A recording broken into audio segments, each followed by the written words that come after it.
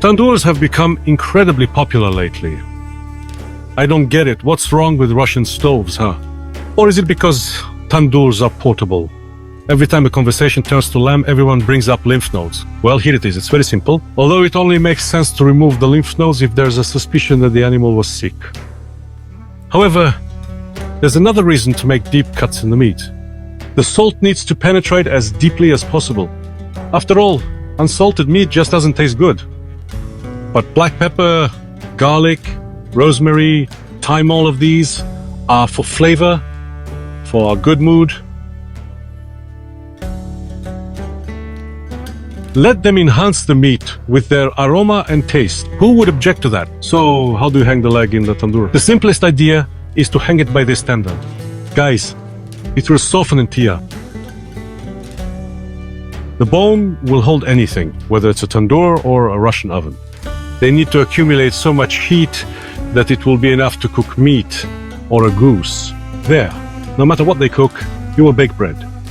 And for cooking meat, if it's small pieces, 180 degrees inside the tandoor is enough. That will be just right, it won't burn. Let the temperature gradually drop.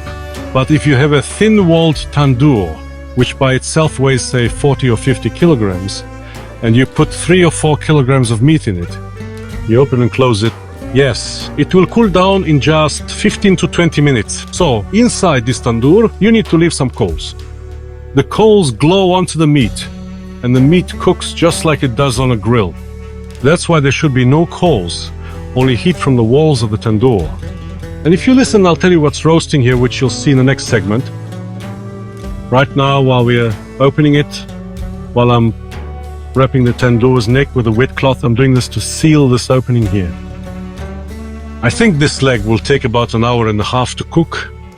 And of course, it all depends on what kind of meat you want to end up with. People often ask how long you need to roast it. You should roast it until you get the desired result. I've hung a thermometer here. Right now, the temperature inside the piece of lamb is 80 degrees. And the meat has heated up exactly as it should. Isn't it beautiful? You see, the meat is already coming off the bones by itself, yet it's still very juicy and aromatic in short, just the way it should be. So there's no need for extra words. The appearance of the meat speaks for itself. Enjoy your meal.